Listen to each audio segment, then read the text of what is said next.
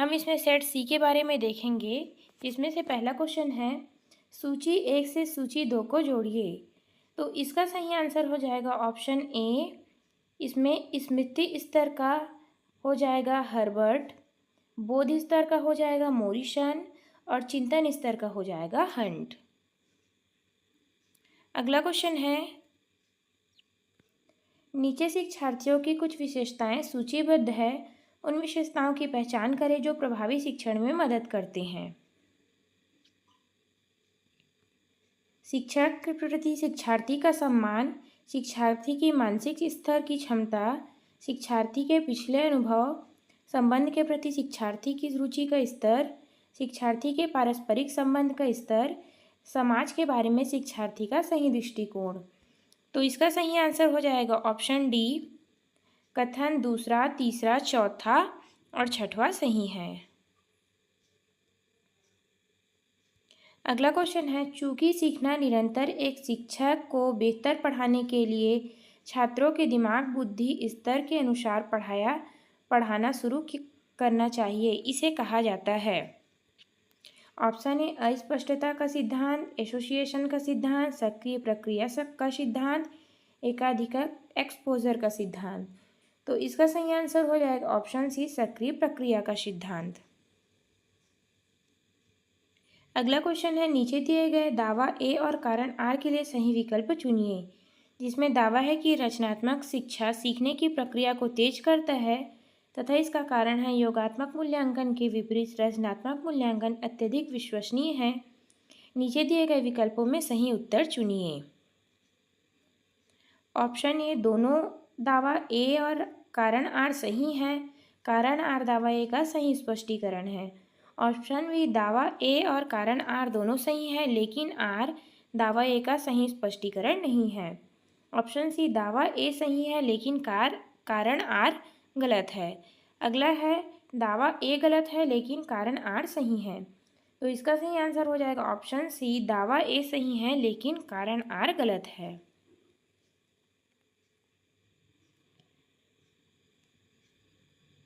अगला क्वेश्चन है कक्षा में शिक्षार्थियों के व्यक्तित्व विभिन्नताओं की पहचान करने हेतु निम्न में से किसका उपयोग शिक्षक करेंगे। निर्णयात्मक मूल्यांकन, योगात्मक मूल्यांकन, निदानात्मक मूल्यांकन या समकक्षी मूल्यांकन। तो इसका सही आंसर हो जाएगा ऑप्शन सी, निदानात्मक मूल्यांकन। अगला क्वेश्चन है नीचे दो सेट दिए गए हैं। सेट 1 अनुसंधान की विशेषताओं को निर्दिष्ट करता है जबकि सेट 2 उस मूल के बिंदु को इंगित करता है। दोनों का मिलान करें और उचित कोड का चयन करें। तो सीधा हम इसके आंसर को देखते हैं। इसका सही आंसर हो जाएगा ऑप्शन डी, इसका सही आंसर हो जाएगा। अगला क्वेश्चन है कौन सा अनुक्रम आईसीटी का उपयोग करके अनुसंधान में डिजिटल डेटा प्रबंध के चरणों को सही ढंग दर्शाता है। डेटा प्रविष्टि, डेटा सत्यापन, डेटा क्लीनिंग, डेटा विश्लेषण। Option B data cleaning, data प्रविष्टि, डेटा सत्यापन, डेटा विश्लेषण। ऑप्शन सी डेटा प्रविष्टि, डेटा क्लीनिंग, डेटा सत्यापन या डेटा विश्लेषण। ऑप्शन डी डेटा सत्यापन, डेटा प्रविष्टि, डेटा क्लीनिंग, डेटा विश्लेषण। तो इसका सही आंसर हो जाएगा ऑप्शन ए, सबसे पहले डेटा प्रविष्टि, फिर डेटा सत्यापन, फिर डेटा क्लीनिंग, फिर डेटा विश्लेषण। अगला क्वेश्चन है हमारे पास दावा दिया है और कारण दिया है। एपीए शैली में शोध पत्र के शीर्षक पृष्ठ पर एक रनिंग हेड को शामिल करने की आवश्यकता है। कारण है रनिंग हेड यह सुनिश्चित करने में मदद करता है कि दस्तावेज में प्रत्येक पृष्ठ पर लेखक का नाम स्पष्ट रूप से प्रदर्शित किया जाता है। तो इसका सही आंसर हो जाएगा सीधा सीधा ऑप्शन सी, दावा ए सत्य है लेकिन कारण आर गलत है। अगला क्वेश्चन है किसी अनुसंधान चक्र के चरणों का सही क्रम क्या है। ऑप्शन ए साहित्य समीक्षा, परिकल्पना निर्माण, डेटा संग्रह, डेटा विश्लेषण, रिपोर्टिंग। अगला क्वेश्चन है डेटा संग्रह, साहित्य समीक्षा, परिकल्पना निर्माण, डेटा विश्लेषण, रिपोर्टिंग। अगला है परिकल्पना निर्माण, साहित्य समीक्षा, डेटा संग्रह, डेटा विश्लेषण। तो इसका सही आंसर हो जाएगा ऑप्शन ए, साहित्य समीक्षा, परिकल्पना निर्माण, डेटा संग्रह, डेटा विश्लेषण और रिपोर्टिंग।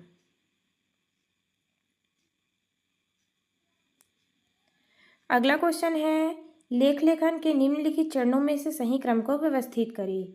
लेख संपादित करें और संशोधित करें, अनुसंधान करें और जानकारी एकत्रित करें, मुख्य बिंदु को रेखांकित करें, पहला ड्राफ्ट लिखें, विषय का चुनाव करें। तो इसमें सही आंसर हो जाएगा हमारा ऑप्शन बी, जिसमें सबसे पहले हो जाएगा विषय का चुनाव, फिर हो जाएगा अनुसंधान एकत्रित करना।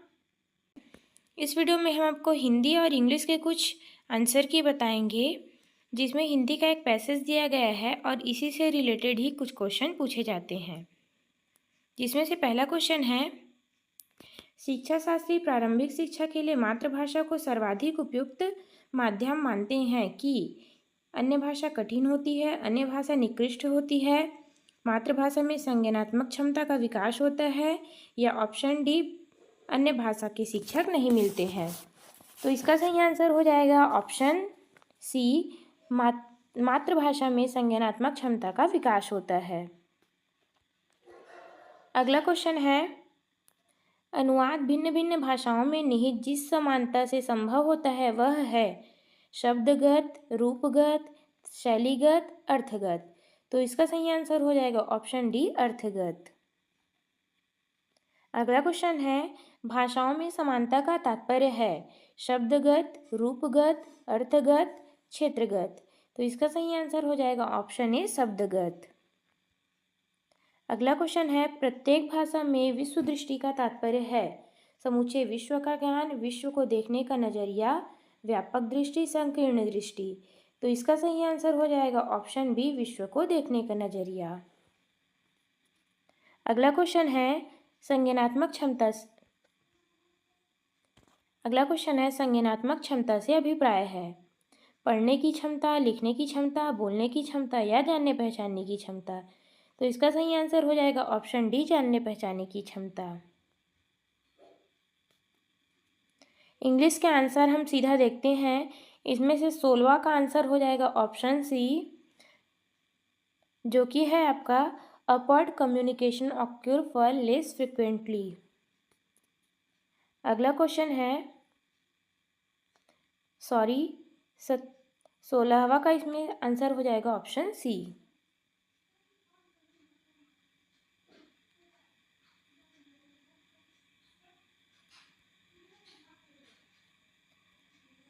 सत्रहवां का आंसर हो जाएगा ऑप्शन डी। 18वां का आंसर हो जाएगा option B, personal news and rumours.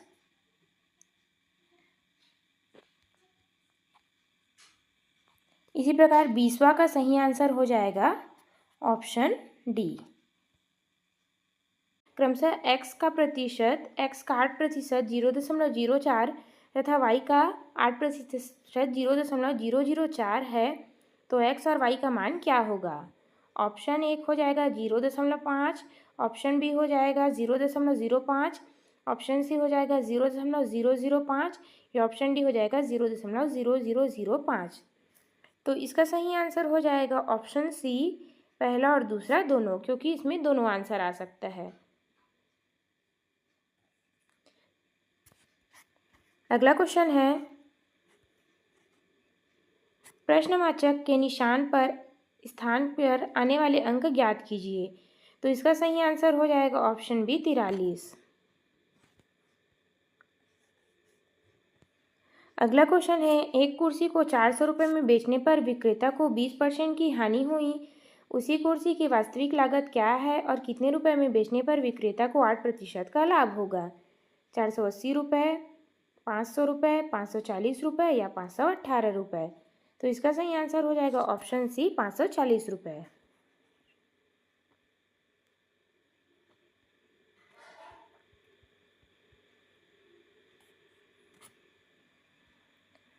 अगला क्वेश्चन है, कौन सा सबसे महत्तम भिन्न है?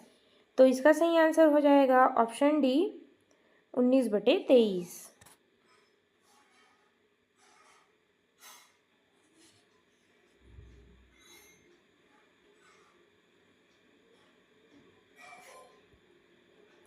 अगला क्वेश्चन है सम्मिलित करना है, तो इसका हम सीधा सीधा आंसर देखते हैं। इसका आंसर हो जाएगा ऑप्शन ए पहला का दूसरा, बी का चौथा, सी का तीसरा और डी का पहला।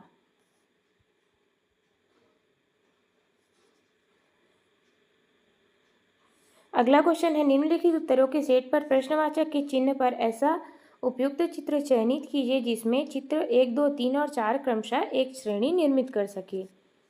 तो इसका आंसर हो जाएगा ऑप्शन डी।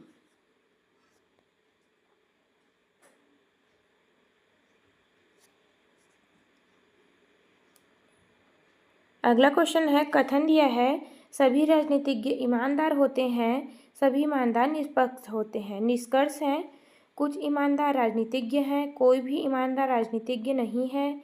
कुछ निष्पक्ष राजनीतिज्ञ हैं, सभी निष्पक्ष राजनीतिज्ञ हैं। ऑप्शन दिया है हमारे पास केवल 2 अनुसरण करता है, केवल 1 अनुसरण करता है, केवल 1 और 2 दोनों अनुसरण करता है, या केवल 1 और 3 अनुसरण करता है। तो इसका सही आंसर हो जाएगा केवल 1 और 3 अनुसरण करता है। अगला क्वेश्चन है नीचे दिए गए चित्र के आधार पर कौन सा कथन सही है।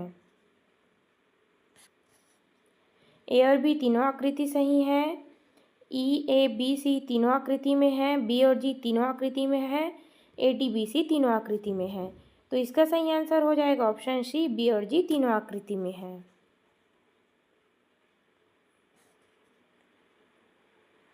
अगला क्वेश्चन है कुछ किताबें पेन है, कोई भी पेंसिल पेन नहीं है। निष्कर्ष है कुछ पेन पुस्तकें हैं, कुछ पेंसिल पुस्तकें हैं, कुछ पुस्तकें पेंसिल नहीं हैं, सभी पेंसिल पुस्तकें हैं। तो इसका सही आंसर हो जाएगा ऑप्शन बी केवल 2 और 3 सही पालन करते हैं। ग्राफ का अवलोकन कर उचित उत्तर दीजिए। तो इसका सही आंसर हो जाएगा ऑप्शन सी 500%।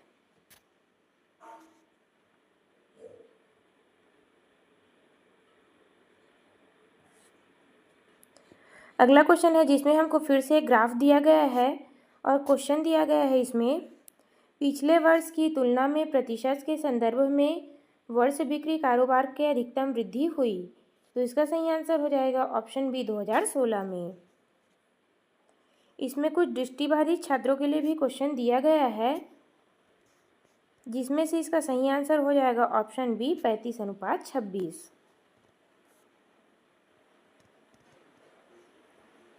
अगला क्वेश्चन है नीचे दिए गए कारक ए और कारण आर में सही विकल्प चुनिए। कारण है हमारे पास हिस्टोग्राम में 2 बार के मध्य कोई भी अंतराल नहीं होता। कारण है हिस्टोग्राम सतत चर के लिए उपयुक्त है, अतः वर्ग सतत होता है। तो इसका सही आंसर हो जाएगा ऑप्शन ए कारण ए और कारण आर दोनों सही हैं तथा कारण आर ए की सही व्याख्या करता है।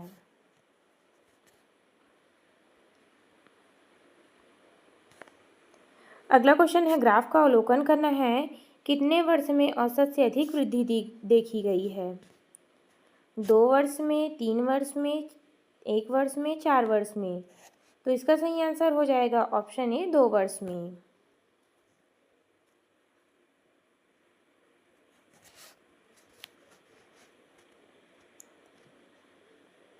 अगला क्वेश्चन है उचित उत्तर का मिलान करना है, तो सीधा सीधा इसके आंसर को देखते हैं। इसका आंसर हो जाएगा ऑप्शन बी, अर्थात इसमें हो जाएगा पहला का 1, दूसरा का बी और तीसरा का डी, चौथा का सी। अगला क्वेश्चन है कौन सा स्वदेशी पोर्टल विभिन्न सरकारी सेवाओं तक एकल खिड़की पहुंच प्रदान करने की सुविधा देता है। मेरी सरकार, डिजीलॉकर, उमंग, भीम। तो इसका सही आंसर हो जाएगा ऑप्शन सी उमंग। अगला क्वेश्चन है VOLTE का निम्नलिखित में से किसका परवर्णी है। तो इसका सही आंसर हो जाएगा option B voice over long term evolution.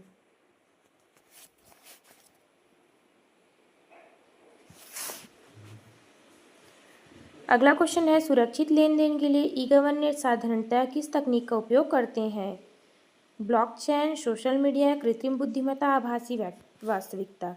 तो इसका सही आंसर हो जाएगा ऑप्शन ए ब्लॉकचेन। अगला क्वेश्चन है डिजिटल शिक्षा में MOOC का क्या अर्थ है? तो इसका सही आंसर हो जाएगा option D, massive open online courses. अगला क्वेश्चन है हमारे पास, निम्नलिखित में से कौन सा ईमेल का एक क्लाइंट है? Gmail, WhatsApp, Instagram, Telegram. तो इसका सही आंसर हो जाएगा ऑप्शन ए, जीमेल।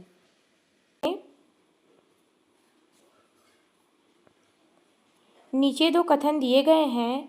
कथन पहला है, सभी संभावित प्रदूषक हानिकारक रसायन होते हैं। हानिकारक रसायनों के निर्माण हेतु मानव जिम्मेदार है। इसमें ऑप्शन दिया है हमारे पास। ऑप्शन ए है, कथन 1 और 2 दोनों सत्य है। कथन 1 और 2 दोनों असत्य है। कथन 1 सत्य है परंतु 2 असत्य है। या ऑप्शन डी, कथन 1 असत्य है परंतु 2 सत्य है। तो इसमें से आंसर हो जाएगा ऑप्शन डी, कथन 1 असत्य है परंतु कथन 2 सत्य है। अगला क्वेश्चन है, निम्न में से ओजोन परत पाई जाती है? क्षोभ मंडल में, मध्य मंडल में, समताप मंडल में, बाह्य मंडल में। तो इसका सही आंसर हो जाएगा ऑप्शन सी, समताप मंडल में। अगला क्वेश्चन है, वायुमंडल में निम्नलिखित हरित प्रभाव गैसों का जीवन काल बढ़ते क्रम का सही क्रम कीजिए। तो इसका सही आंसर हो जाएगा ऑप्शन बी, अर्थात सबसे पहले हो जाएगा सतही ओजोन, फिर मीथेन गैस, फिर CFC गैस, फिर हो जाएगा नाइट्रस ऑक्साइड।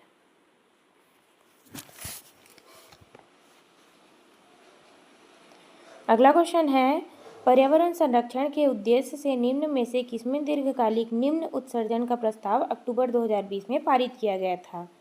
मॉन्ट्रियल संधि, पेरिस समझौता, क्योटो संधि, अंतर्राष्ट्रीय संधि।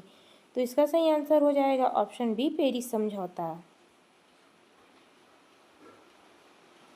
अगला क्वेश्चन में हमको सही जोड़ी मिलाना है, तो सीधा सीधा इसके आंसर को देखते हैं। इसका आंसर हो जाएगा ऑप्शन बी, अर्थात पहला का हो जाएगा चौथा, दूसरे का हो जाएगा पहला, तीसरे का हो जाएगा तीसरा और चौथे का हो जाएगा दूसरा। अगला क्वेश्चन है, स्थापना के आधार पर कालानुक्रम क्रम में व्यवस्थित करना है। तो सीधा सीधा इसके आंसर को देखते हैं। इसका आंसर हो जाएगा ऑप्शन सी, अर्थात सबसे पहले हो जाएगा भारत में वैज्ञानिक और औद्योगिक अनुसंधान परिषद की स्थापना करना।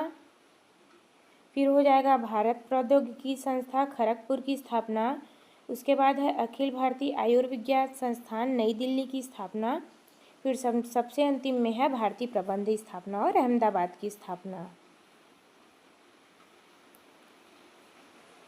अगला क्वेश्चन है, भारत की उच्च स्तर शिक्षा प्रणाली में कौन सी प्रमुख समस्या NEP 2020 के द्वारा नहीं की गई है? सीमित शिक्षा और संस्थागत स्वायत्तता, एक अप्रभावी विनियामक प्रणाली, गंभीर रूप से खंडित उच्चतर शैक्षिक परिस्थिति, उच्च स्तर शिक्षा छोड़ने की प्रभाव। तो इसका सही आंसर हो जाएगा ऑप्शन सी, केवल डी सही है। अगला क्वेश्चन है, सूची 1 से सूची 2 का मिलान करना है। तो सीधा सीधा हम इसके आंसर को देखते हैं। इसमें दिया है ए का हो जाएगा दूसरा आंसर, बी का हो जाएगा चौथा आंसर, सी का हो जाएगा पहला आंसर, डी का हो जाएगा तीसरा आंसर। अगला क्वेश्चन है, भारत का प्रथम विश्वविद्यालय जिसकी स्थापना सन 1857 में की गई कौन से शहर में स्थित है? मुंबई, कोलकाता, नागपुर, चेन्नई। तो इसका सही आंसर हो जाएगा ऑप्शन बी, कोलकाता। इस वीडियो का सबसे आखिरी क्वेश्चन है, छत्तीसगढ़ राज्य में सबसे पुराना स्थापित विश्वविद्यालय कौन सा है? पंडित रविशंकर शुक्ल, गुरु घासीदास, इंदिरा कला विश्वविद्यालय, अटल बिहारी वाजपेयी। तो इसका सही आंसर हो जाएगा ऑप्शन ए, अर्थात पंडित रविशंकर शुक्ल विश्वविद्यालय जो है सबसे पुराना स्थापित विश्वविद्यालय है।